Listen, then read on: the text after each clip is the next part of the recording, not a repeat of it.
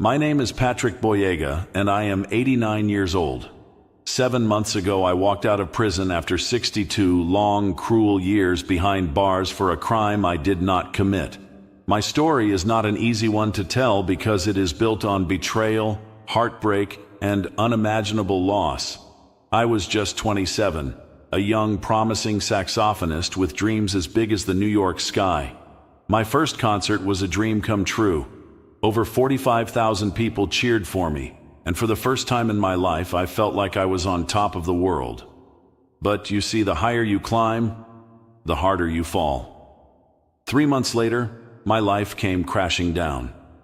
I discovered my girlfriend, the woman I loved and trusted, in the arms of my best friend. I expected tears, an apology, anything. Instead, she looked me in the eye and promised, "I will destroy you." I thought those were just words. I didn't know those words would cost me 62 years of my life.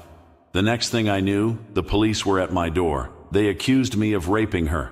My so-called friend stood as her witness and testified against me. He wasn't done.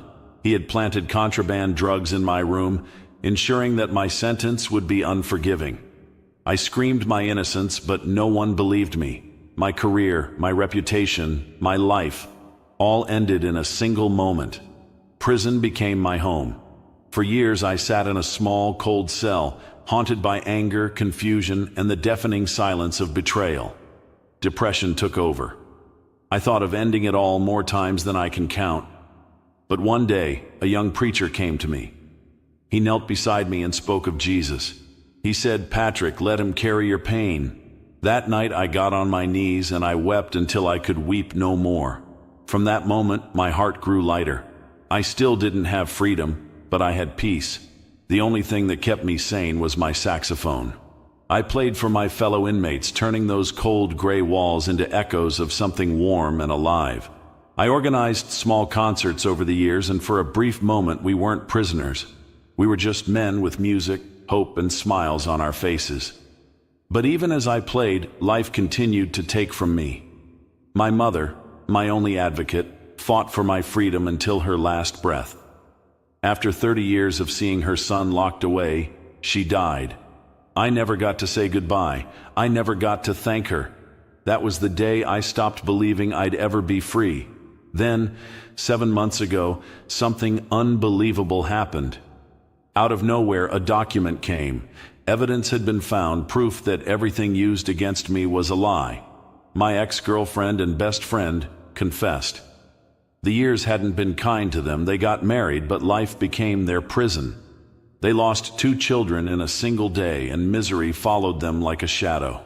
They came to me pleading for forgiveness, but I no longer held anger in my heart. I had already given my pain to God. So, here I stand today, a free man at 89 years old. I can no longer regain the years they took from me or the career that once brought me joy. But I can do the one thing that kept me alive all those years. I can play. Today I want to pick up my saxophone and pour my soul into this music. I want to thank God for giving me peace when I was broken, for giving me hope when there was none, and for giving me this second chance to share my music with the world. To anyone listening, know this: even when everything is taken from you, you can survive.